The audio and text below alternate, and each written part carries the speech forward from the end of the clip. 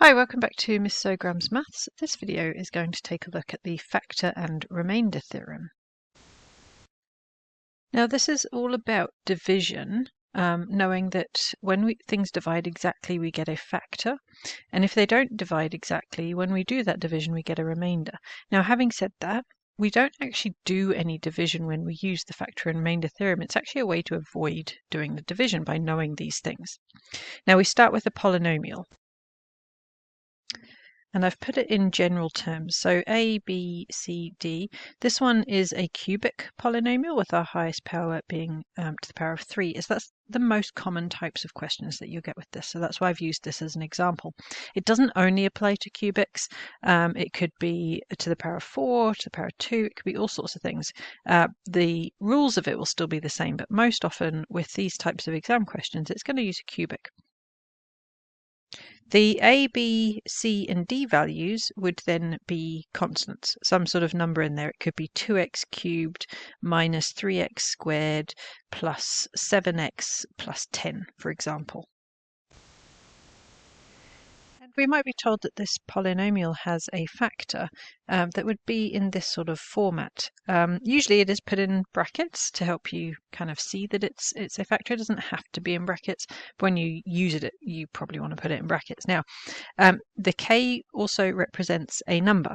So this would be x plus 2 maybe, or it might be x minus 7. And then you know that this bracket is a factor of this polynomial. Now, if something is a factor of something else, it means that it divides exactly into it. And it has the nice property that you already know from quadratics, that if this is a factor, then x equals minus k is a root. And then what that means is that if I put minus k into this polynomial, it will go exactly into it and make the answer 0. Now this has all been quite abstract so far. I've just given this to you in terms of a general idea of numbers could go into this place, but this is probably easier to understand with an example. So let's take a look at one. Okay, so we're told that 2x plus 1 is a factor of this polynomial here, 2x cubed plus x squared minus 14x minus 7. So what does that mean for the factor theorem we were just looking at? So first of all, from this bracket, we take what the root would be from that. Just like when you did quadratics, if you got a factor out of that quadratic, you would then say, so therefore, x equals minus a half is a root. Okay, from this factor here. Set that bracket equal to 0, and you've got what your root is. Okay, so this was the same as what we were looking at just up here.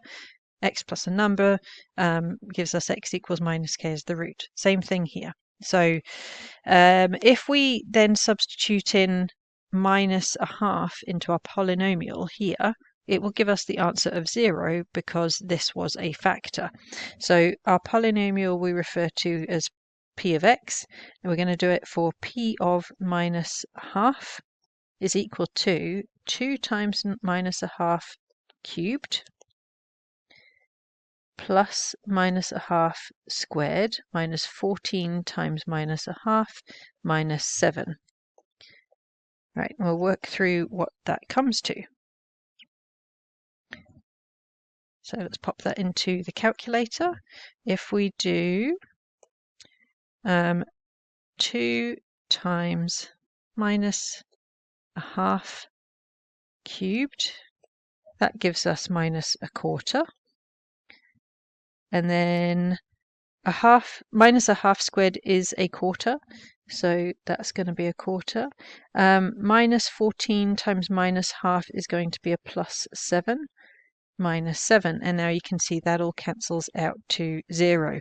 So when we know a factor, if we substitute in the root from that factor, we get the answer of 0. Now that is the factor theorem. So what about the remainder theorem then? It's very similar, but if we put a number into our polynomial and this comes out to a number that's not 0, it says that if we were to divide our polynomial by that bracket that we were given, We're being told it's not a factor because it doesn't come to 0, but the number that it does come to is the remainder of that division. So let me try write that out for you. So the number we get when we do the substitution at the end, in this case up here it was a 0, is the remainder when the polynomial is divided by that bracket. Now you can see why these two things are linked, because if that remainder is 0, it's divided exactly. There is no remainder, so therefore the thing you divided by was an exact factor. But if it's not an exact factor, the number you get at the end is the leftover part. It's how much was left. Okay, now let's have a look at how this actually gets used in an exam context with a couple of questions. Okay, so here is a question from a recent exam paper. We've been given the polynomial. We're told it gets divided by x plus 3. Now that is a word that sometimes throws students off when they think that they need to actually do the division here. But the clue here is we're told the remainder is 30. So we're immediately when you see that word remainder, you're thinking remainder theorem. It saves you doing the hard work of actually working through the division. Now there's a bit missing in the polynomial. We've got p here. We need to find the value of p if we know that this is true. So what this means is we take the x plus 3 and we're going to sub in minus 3.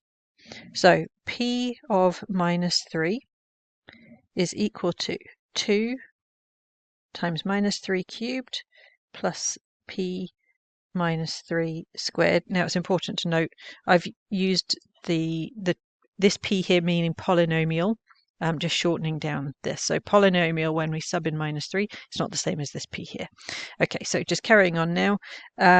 We've got 7 times by minus 3 and then take away 3, and we're told the remainder is 30. So when we do that substitution, this will equal 30. Okay, so now you can pop out the calculator. We're going to do negative 3. Oh, wait, we're going to do 2 times negative 3 to the power of 3. That makes 54. Sorry, negative 54. Minus 3 squared is 9, so this will be 9p.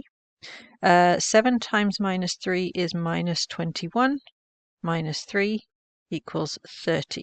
So now 9p will be, let's do some rearranging here. We're going to go for 30 plus 3 plus 21 and then plus 54. There's 108.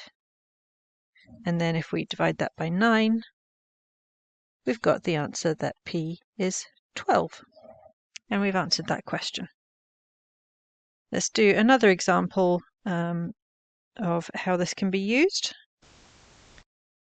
This one's a slightly harder question because it's got a bit more going on within it. So our polynomial, which they've actually called f of x in this one, has the same remainder when divided by x minus 2 as it does as when it's divided by x plus 1. We're also told that x plus 2 is a factor, and from all this information we can work out the values of a and b. Okay, so let's work through it in order. We've got the same remainder when divided by x minus 2 as we get when we divide by x plus 1. So what this means is if we substitute in 2, so f of 2 will be give us the same number as if we substitute in minus 1.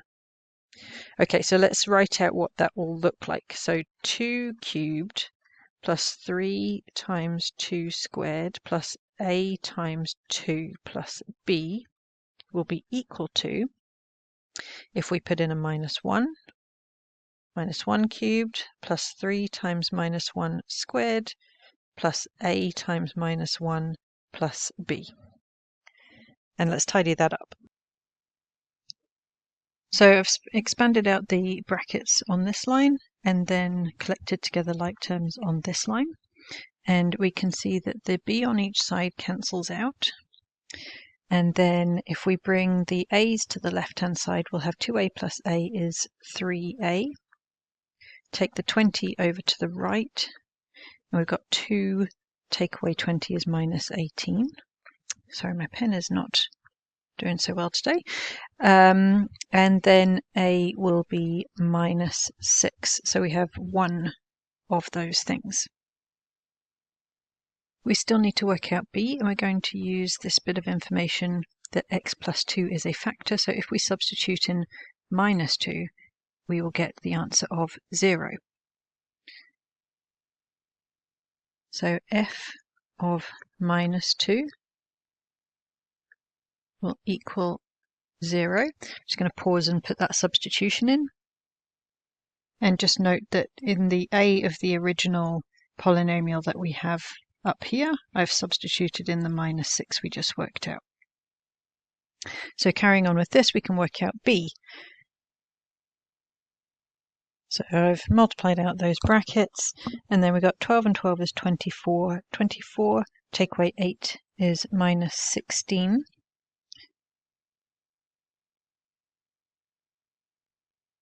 So b equals 16. And there you go. That was an old exam question that was worth a merit for being able to get both of those pieces.